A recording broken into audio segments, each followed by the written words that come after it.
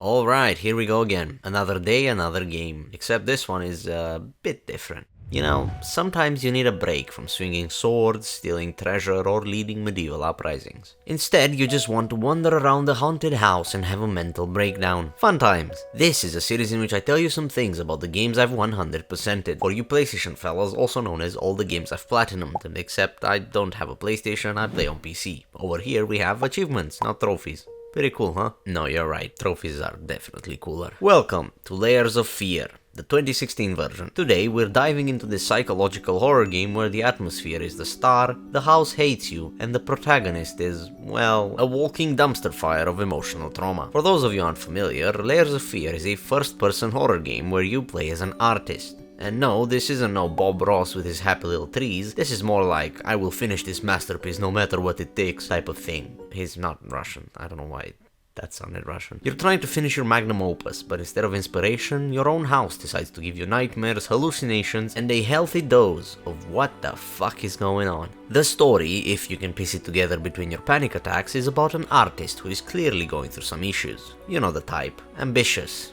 talented, and slowly unraveling as he deals with family tragedies, addiction, and a brain that is increasingly unreliable. All of this while you wander through a house that is constantly shifting, bending reality around you like a funhouse from hell. You'll open a door, turn around, and bam, the room's completely different. Layers of Fear is without a joke my favorite horror game that I've ever played. And I've played quite a few. The thing about this game is that it doesn't rely on cheap jump scares. There's maybe a total of 2 jump scares in the entire game, and they aren't the panic attack type, like the ones that get thrown at you in something like Outlast.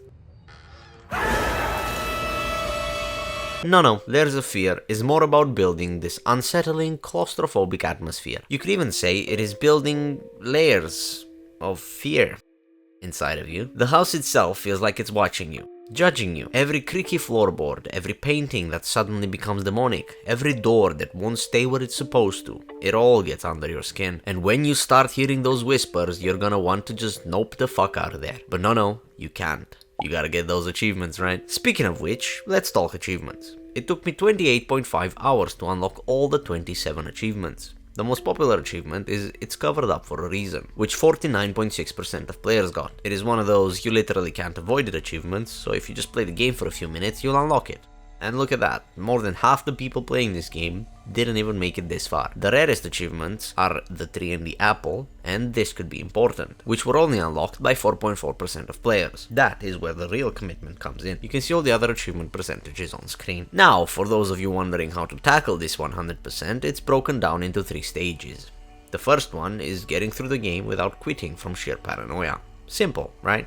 On this first playthrough, just focus on completing the story. Don't worry too much about missing things. You'll get most of the easy achievements naturally, like the aforementioned It's Covered Up for a Reason and Wanderer, which is awarded for taking 1000 steps in-game. Real life steps you take from running around your house after being scared do not count. The second stage is for completionists. There are 3 different endings in the game, depending on how you interact with your environment and how you treat the protagonist's increasingly unhinged mental state. You need to witness all 3 of these endings for the achievement Omniscient.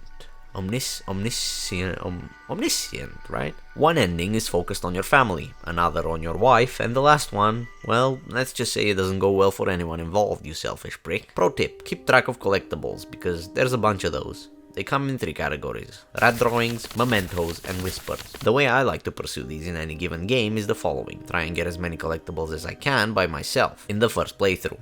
Afterwards, when cleaning up achievements, I use a guide to find any of the ones I naturally missed. I find that using a guide immediately as you play a game ruins the intended experience the developer had for the players. But in this game, you will probably need a guide eventually, because trust me, trying to find all the rat drawings on your own in this game's ever-shifting maze of a house, yeah, good luck with that. The third stage is buying the DLC and playing that as well.